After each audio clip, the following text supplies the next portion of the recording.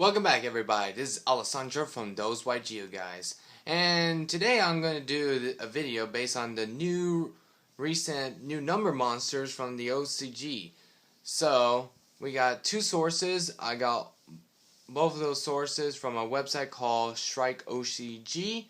So I should have a link to those somewhere in the annotation box, somewhere on this video. If not, then description box definitely. And let's get started with my reviews on the three new number monsters that have been released. First up, we'll stop by to the Yu-Gi-Oh! Zeal manga volume 3, where its promo card is number 22 Franken. Is a dark zombie type, rank 8 exceed, 4500 attack, 1000 defense, requires 2 level 8 dark monsters. This card cannot be special summoned except by Exceed Summon. Once per turn, you can activate this effect by detaching one XYZ material from this card, sending one card from your hand to the graveyard, and selecting one face-up card your opponent controls. Change this card to defense position, and the effect of the selected card is negated until the end phase. This effect can be activated during your opponent's turn. So here's a big huge picture just to see what it looks like. Okay, there. My thoughts?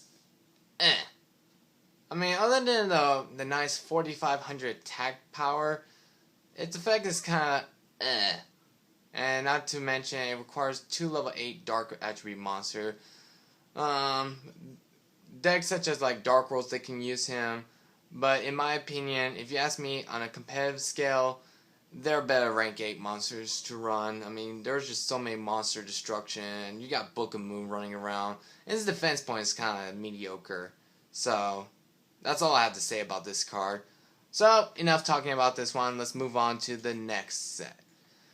The official catalog, The Valuable Book 15, comes with 2 promo cards, both of them which are number cards.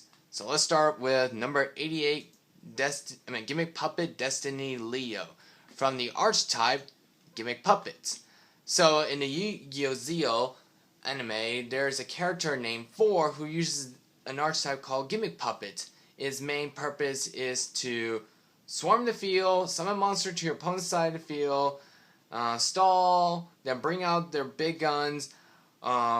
Number 40 Gimmick Puppet Heavy Strings, number 15 Gimmick Puppet Giant Killer, and their new ace monster, number 88 Gimmick Puppet Destiny Leo.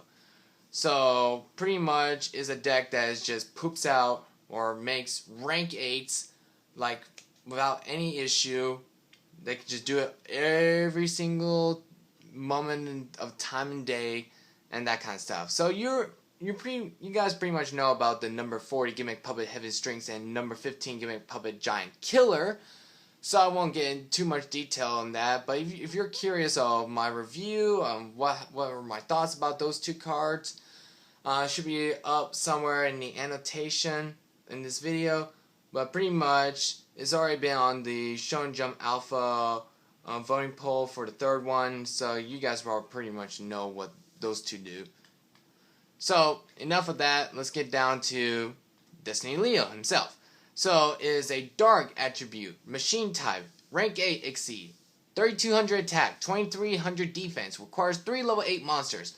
Once per turn, activate if there are no cards in your spell and trap card zone. Detach one XYZ material from this card, and place one destiny counter on this card.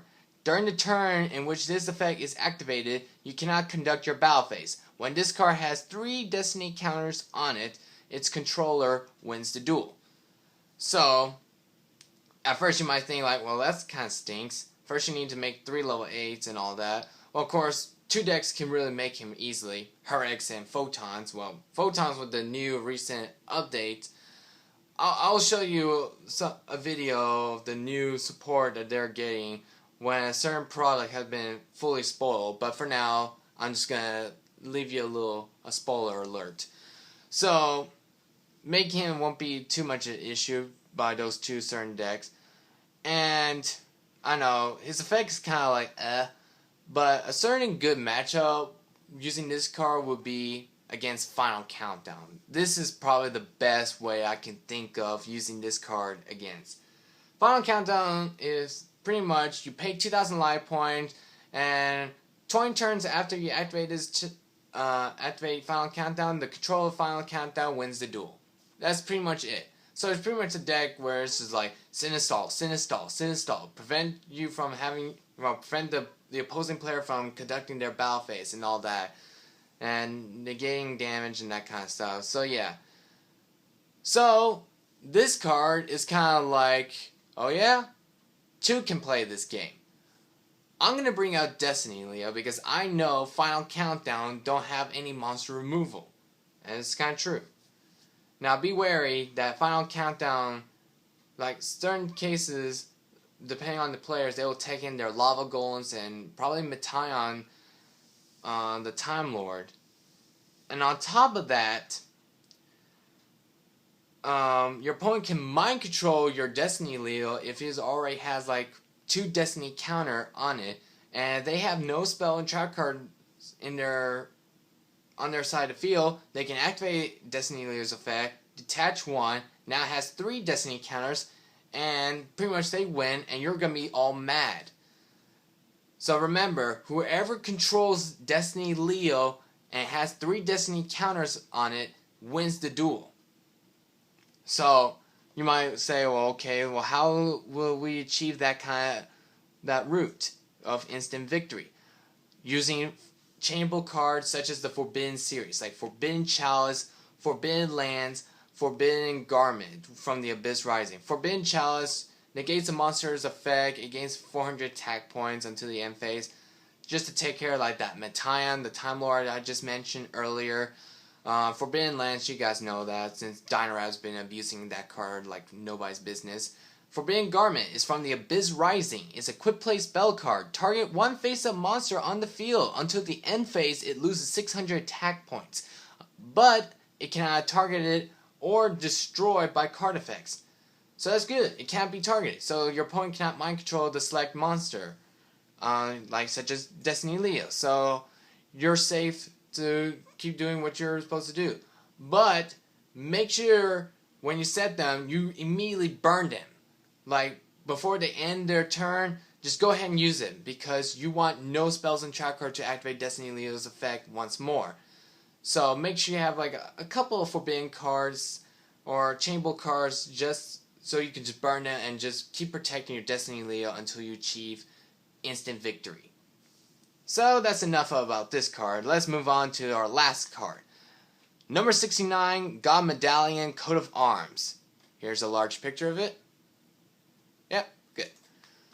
Is a light attribute, psychic type, rank 4 Ixie monster with 2600 attack, 1400 defense. Requires 3 level 4 monsters.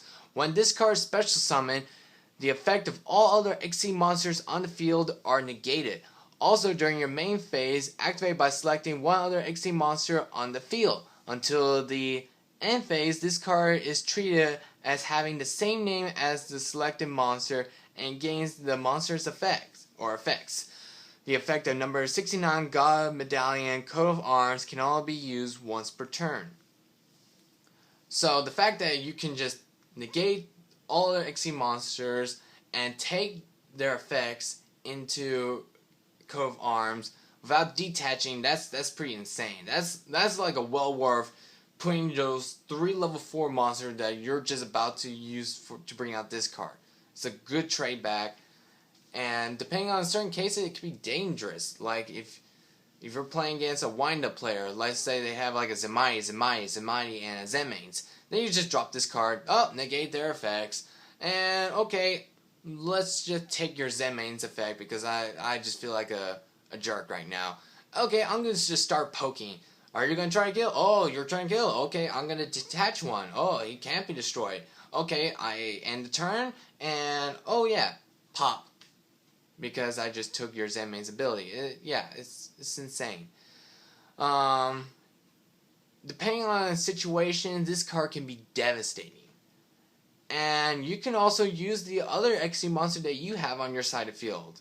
Let's just say, like, if they have no Ixie materials, you can just like, okay, I'll just take this XE monster, my own XE monsters effect, and continue on where it left off, and that's pretty much it.